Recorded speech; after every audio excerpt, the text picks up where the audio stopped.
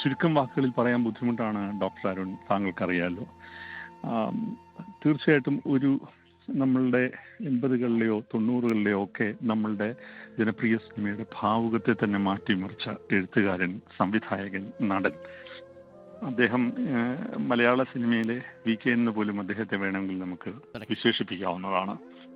അപ്പോൾ അദ്ദേഹത്തിന്റെ ഈ വിയോഗം എന്ന് പറയുന്നത് തീർച്ചയായിട്ടും ഒരു കാലഘട്ടത്തിന്റെ വിയോഗമാണ്. തീർച്ചയായിട്ടും ഏത് കാലത്തും പുനർവായിക്കപ്പെടേണ്ട രചനകളാണ് അദ്ദേഹത്തിൻ്റെത്.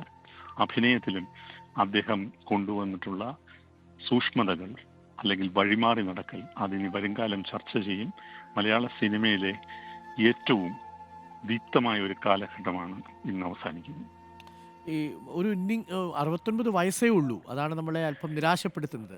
അതിന് ഒരു 4-5 വർഷമായിട്ട് അദ്ദേഹത്തിന് കുറച്ച് ആരോഗ്യ പ്രശ്നങ്ങളുണ്ട്. അപ്പോൾ കുറച്ച് നേരത്തെ പോയി എന്നൊരു തോന്നലുണ്ടോ ബി ഉണ്ണികൃഷ്ണൻ?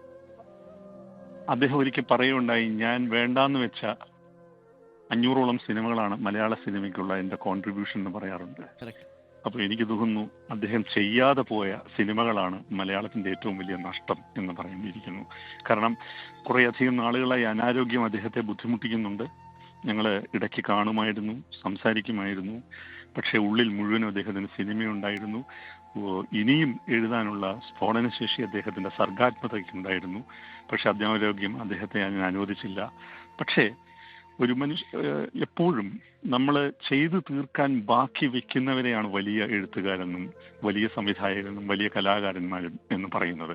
ഒരു കലാകാരന്റെയും രചന എന്തെങ്കിലും ഒരു രചനയോടെ പൂർണ്ണമാകുന്നില്ലല്ലോ അരുൺ. അതിങ്ങനെ തുടർന്നുകൊണ്ടേയിരിക്കും. എപ്പോഴും നമുക്കായി പറയാത്തത് എന്തോ അവർ ബാക്കി വെക്കും. അത് ശ്രീനിവാസന്റെ കാര്യത്തിൽ വളരെയധികം പ്രസക്തമാണെന്ന് ഞാൻ വിശ്വസിക്കുന്നു.